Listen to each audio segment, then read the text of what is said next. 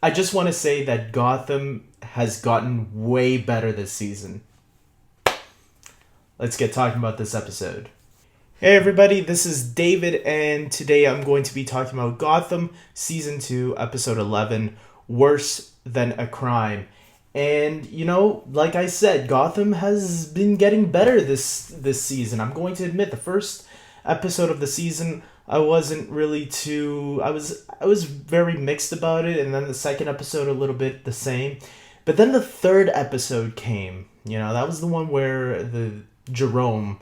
it seemed like he was the Joker. It seemed like this kid was going to be the Joker, and then we find out he's not. And now, ever since that episode, I think Gotham has been on a roll. I think they've been doing things that I wanted them to do.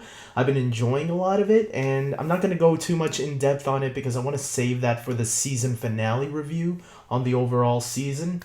But this episode in particular was not a step down, but it wasn't the best episode this season. But definitely, it's still pretty good. I will say that there were a couple of cheesy moments, or what the F moments. For an example, there was that monk that jumped and leaped at Gordon to try and kill him, and then Bullock shot him, and it was like, what? Does that guy have superpowers or something? And there were a couple of other moments like that. I can't remember right now, but overall, it was a good episode. I felt the Bruce, how they were portraying Bruce was clearly like a Christ-like figure, because they even had him wearing robes like Jesus. And I was like, really, guys, you have to bump us over the head with it. We get it. Bruce is a Christ-like figure of Gotham, and I hate it when producers or directors bump us on the head with that. If you do it subtle, okay, we get it.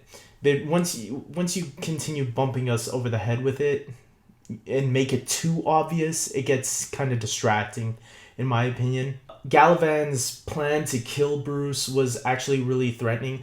I didn't know what kind of organization he was running, but somebody told me it's not the League of Shadows, it's not the Court of Owls, it's something completely different. Something they did mention in this episode, but I guess it must have slipped in my mind. And they are a creepy religious organization, that's for sure. I like that, Gordon had to team up with the Penguin and Nygma to save Bruce, go after Galavan and all that. Alfred is running away from his own problems. I found that scene where Alfred gets tasered to be pretty funny. I thought that made me laugh. Speaking of, going back to Nygma and Penguin, I really like their bromance this season. And especially when Gordon saw them singing together, being like, what the heck did I just walk into? I thought that was hilarious. I thought that was great. I'm really liking the Penguin and Nygma chemistry going on in this season. Gordon is going down a darker path, as we can see this season, because he killed Galavan. So that was really oh my god, he just crossed the line, man. And the commissioner, or played by Michael Chiklis, he tried to warn him, hey Gordon, step down. He should have listened to him.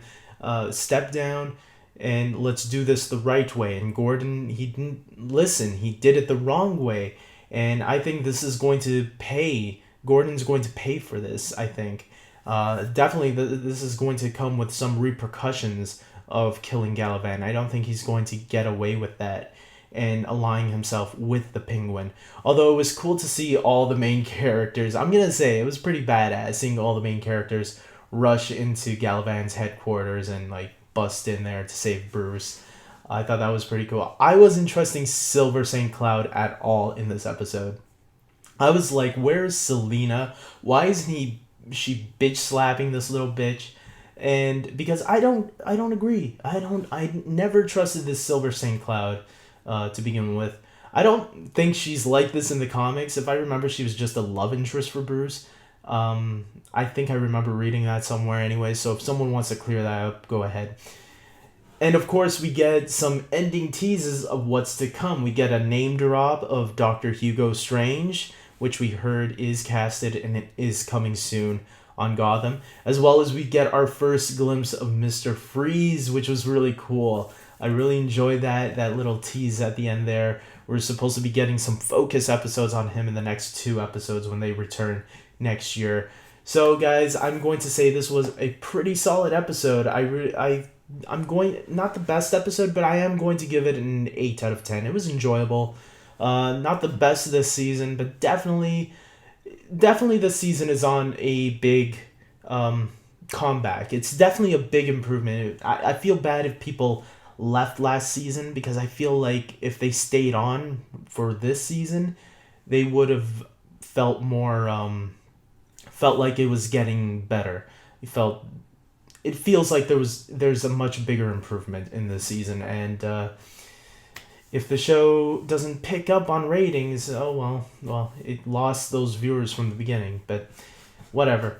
As long as we're enjoying it, that's all that really matters. And I can't wait till the show returns. I can't wait to see what they do with Mr. Freeze and Dr. Hugo Strange. That's going to be freaking awesome. So until next time, guys, let's hope that the rest of the Gotham stays on track at being good. And until next time, take care.